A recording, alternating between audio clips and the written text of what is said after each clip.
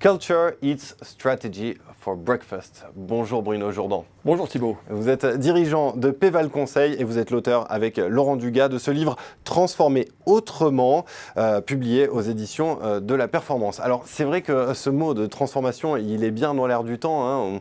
On peut presque dire parfois que c'est un buzzword. Et justement, ce qui interpelle quand on voit votre livre, c'est ce terme autrement. Alors qu'est-ce que vous entendez par autrement? Qu'est-ce que ça veut dire transformer autrement? Alors oui, les entreprises cherchent à se transformer. Oui, elles disent qu'elles se transforment. Oui, elles changent d'organisation. Oui, elles mettent en place des nouveaux processus.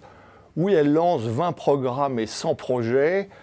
Et pourtant, leur performance n'est pas à la hauteur de leurs efforts. Alors pourquoi ça ne marche pas? Pourquoi ça ne peut pas marcher? Parce que les entreprises cherchent à se transformer en gardant la même culture. C'est d'ailleurs Peter Drucker qui disait « Culture eats strategy for breakfast ». Bravo pour votre anglais.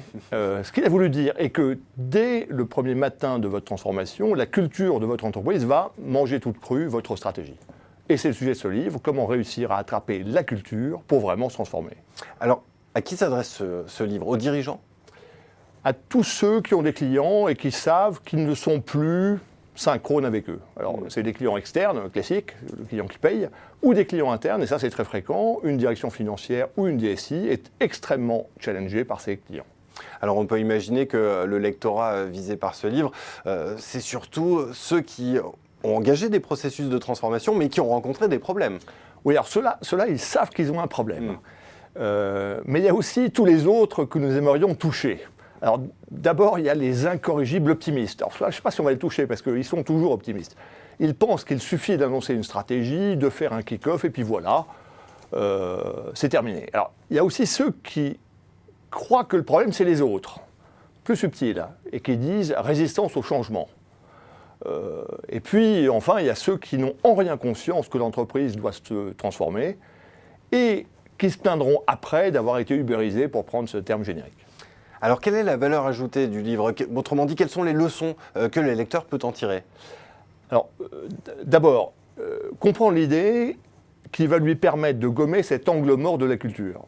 Se transformer veut dire que l'entreprise doit changer de monde, quand ce monde n'est structurellement plus capable de satisfaire ses clients et de réussir une nouvelle stratégie. Pour donner un exemple, ou plutôt un contre-exemple, ne pas changer de monde, c'est croire qu'une stratégie low cost, on peut penser à l'aérien, peut réussir avec un monde d'entreprise premium. Et puis, derrière cette compréhension, ce livre est construit pour aider le lecteur finalement à changer ce monde. Comment gérer le projet, quelles étapes, quel plan d'action, quels outils, quel calendrier. C'est fait pour être utile. Quelles sont vos promesses en termes de résultats? Alors, la vraie promesse intéressante pour les dirigeants, c'est la performance. La transformation n'est pas une fin en soi, voire même d'ailleurs on ne sait pas forcément qu'on se transforme, on cherche plus de performance.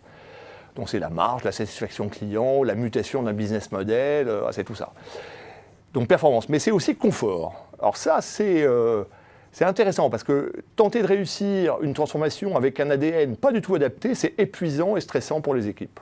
Donc c'est une forme de réconciliation de l'enjeu économique et de l'enjeu social. Et puis, il y a peut-être un autre point pas inintéressant, c'est la fierté pour les équipes, fierté d'être reconnues et valorisées par les clients. Voilà. Je voudrais vous poser une dernière question, Bruno Jourdan. Pourquoi avoir choisi ce support du livre pour vous adresser à des dirigeants qui ont peu de temps pour lire finalement? Et puis, nous sommes à l'heure de la multiplication des supports, blogs, vidéos, etc. Alors, pourquoi ce livre? Alors on fait des blogs aussi, mais enfin, chacun se nourrit comme il veut. Mais sur ce sujet, nous on pense que la superficialité ne suffit pas. On a besoin de profondeur, d'expertise. Et puis, pour être clair, c'est pas si long de lire un livre, d'autant plus que celui-là est plutôt plaisant. Pas parce qu'on l'a écrit, mais je crois qu'il l'est. Il peut se picorer aussi, il est ponctué d'anecdotes, de cas. Voilà, et donc nos lecteurs disent c'est exactement ce que vit mon entreprise, donc c'est plutôt intéressant. Et puis en fait, pour répondre aussi à votre question, c'est comme dans un marathon en fait. Dans un marathon de la transformation, on a besoin de sucre lent. Et ce livre, c'est l'image, c'est un peu le sucre lent qui vous évitera crampes, claquages, voire l'abandon. Il permet donc de bien se nourrir avant la course. Merci beaucoup Bruno Jourdan. Et puis pour ceux qui veulent aller plus loin, je renvoie à ce livre, donc Transformer autrement aux éditions de la Performance. Merci encore.